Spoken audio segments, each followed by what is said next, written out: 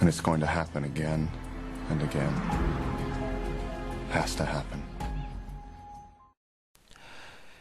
Hey guys, this is the Dark Passenger, just here to review Back to the Future 3.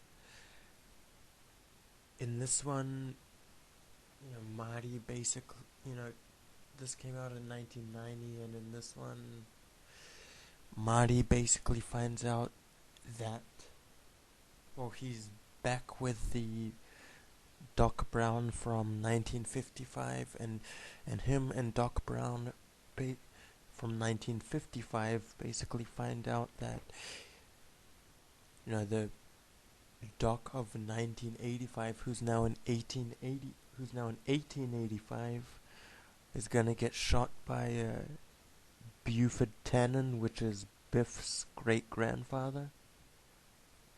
Yeah, basically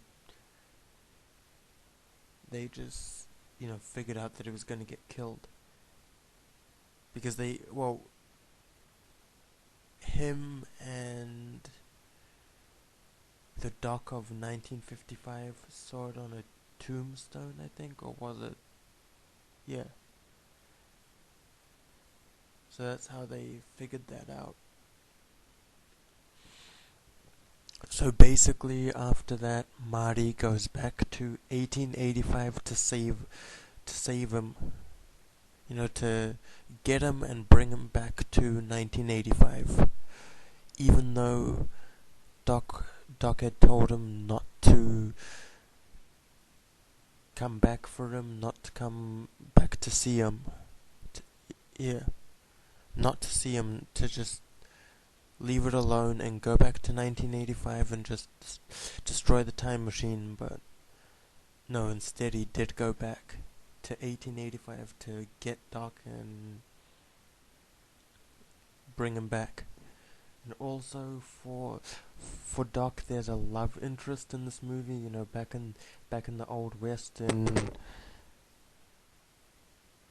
1885, he meets this woman called Clara, and they basically fall in love at first sight. And from there, they just have this. Yeah, she's basically a love interest, but a good, really great one. Yeah, this movie isn't as good as the first one or the second one. I mean, I still think it's a great movie. I still really enjoy it. It's awesome, that it's set in the Old West and everything. And, the fact that Doc Brown falls in love was also pretty good. That was pretty interesting to watch that grow, kind of. But, at one point, he goes to Clara's house and tells her that he has to leave and, go back to the future in a time machine which he created.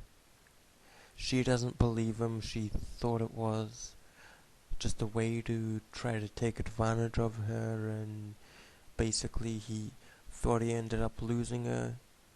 But after that, she kind of started to believe it, because she saw a model of the time machine in his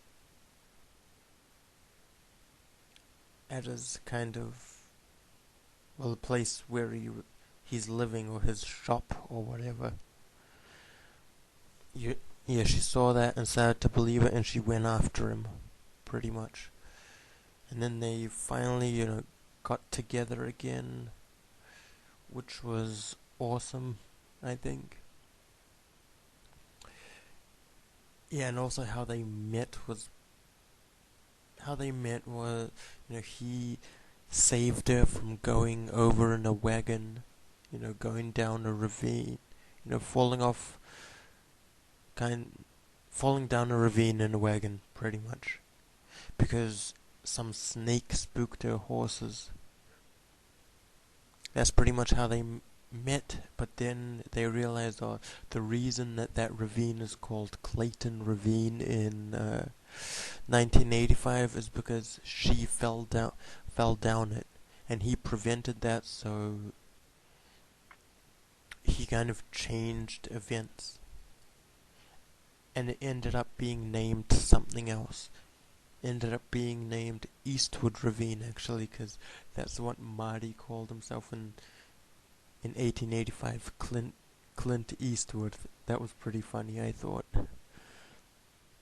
And Buford Tannen, he's pretty much the same as Biff, just only a bit meaner, in my opinion. They actually left Jennifer on a porch, on on the porch outside her house, and she'd been there. They just left her there. They went back to 1955 and Back to the Future 2, and then after that, she was still there when Marty went back from 1955 to 1885. So yeah, he just went back and saw her when he finally got back from 1885, because Doc didn't come with him because Clara and him had just gotten together then. And at the end of the movie they end up married with 2 kids. They called them Jules and Vern, which named after this author Jules Verne, which they both love, which they both are into, yeah. So that's a common interest for them. And yeah, he wanted the DeLorean destroyed, but he ended up building a time machine out of a train. An even bigger time machine. I mean, I don't get that.